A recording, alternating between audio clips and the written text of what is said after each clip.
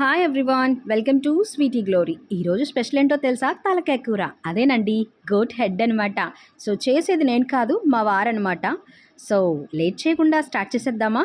So దానికోసం ఇక్కడ 3 tomatoes, పెద్ద సైజు ఒక 3 ఉల్లిపాయలు, కొంచెం పచ్చిమిర్చి తీసుకున్నారు 5, 6. సో కడాయి వేడవగానే ఆయిల్ వేసేసిన తర్వాత అండ్ ఆనియన్స్ అయితే వేసేసారు. ఆనియన్స్ వేసేసిన తర్వాత ఆనియన్స్ తొందరగా వేగాలంటే కొంచెం సాల్ట్ కూడా వేసుకోవాలి. గడ్డ ఉప్పు అయితే వేశారు. సో అది కొంచెం మగ్గుతూ ఉంటుండగానే కొంచెం పసుపు అయితే యాడ్ చేశారు అండ్ కరివేపాకు కూడా యాడ్ చేసేసుకున్నాము. ఎందుకంటే కొత్తిమీర వేస్తాము, కానీ కరివేపాకు వేయడం వల్ల ఫ్లేవర్ బాగుంటుందని మా వారు చెప్పారు. సో ఇమీడియట్గా అలా వేసిన తర్వాత కొంచెం మగ్గాలన్నమాట. ఆనియన్స్ అయ్యి కొంచెం వేయించాలి. వేగంగానే మనం పక్కనే కడిగి పెట్టుకున్న ఈ తలకాయ ముక్కలు ఉంటాయి కదండి, మటన్ అదే గోట్ హెడ్. సో ఇవన్నీ కూడా ఈ ముక్కలన్నిటిని కూడా అందులో వేసేసుకోవాలి. వేసేసుకొని నీట్గా కలిపేసుకోవాలి. ఎన్నో ఆనియన్స్ కానీ పసుపు కానీ మొత్తం అంతా మిక్స్ అయ్యేటట్టుగా అలా మిక్స్ చేసేసిన తర్వాత మా వారు అల్లం వెల్లుల్లి పేస్ట్ అయితే యాడ్ చేసుకున్నాము.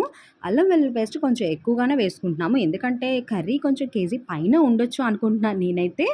సో అల్లం వెల్లుల్లి పేస్ట్ అయితే కొంచెం ఎక్కువగానే యాడ్ చేసుకున్నాం. సో ఆ పచ్చి వాసన పోయే వరకు కూడా మనం చక్కగా మగ్గబెట్టుకోవాలి, అంటే మొత్తం అంతా ముక్కలు పట్టేటట్టు. అండ్ కాసేపు అయిన తర్వాత గరం మసాలా కూడా మా వారు యాడ్ చేసేసారు. గరం మసాలా యాడ్ అయిన తర్వాత కొంచెం కొంచెం మగ్గబెట్టిన తర్వాత టమాటోస్ అయితే యాడ్ చేసేసారు. టమాటోసు, ఈ అల్లం వెల్లుల్లి పేస్టు, ఈ గరం మసాలా మొత్తం అంతా బాగా పీసెస్కి అయితే మంచిగా పట్టేటట్టుగా కొంచెం సేపు అయితే మగ్గబెట్టాలి. అండ్ తర్వాత కారం అయితే యాడ్ చేసుకున్నాము.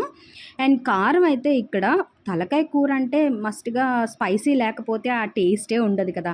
సో తలకాయ కూరకి ఆ ఘాటు, ఆ ఒక టేస్ట్ ఉండాలి అంటే కారం అయితే పక్కాగా ఉండాలి. సో మా వారైతే కొంచెం కారం గట్టిగానే వేశారు. సో అంత ఎక్కువ వేయలేదు, మనం తినగలిగినంత.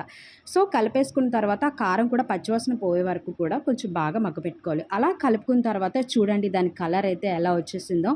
సో కొంచెం ఆ కలర్ వచ్చిన తర్వాత మటన్ మసాలా అయితే యాడ్ చేసుకున్నాము.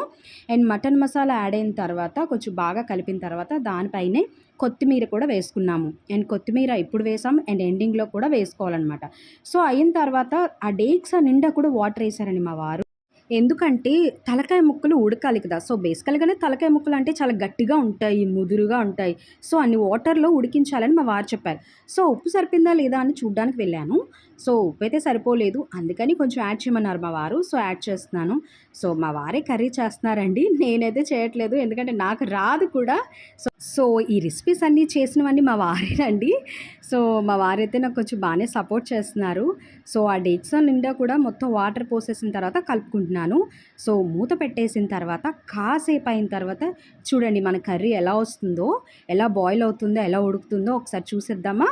సో చూడండి ఎలా ఉందో, చక్కగా వాటర్ అంతా ఇంకిపోయింది. మనం ఆఫ్ చేసే ముందు కొత్తిమీర కూడా దానిపైన అయితే వేసేసుకోవాలండి. కొత్తిమీర వేసేసిన తర్వాత ఆఫ్ చేసేసిన తర్వాత ఆ గ్రేవీ అంతా కూడా థిక్గా అయిపోయి ముక్కలకు పడుతుంది అనమాట.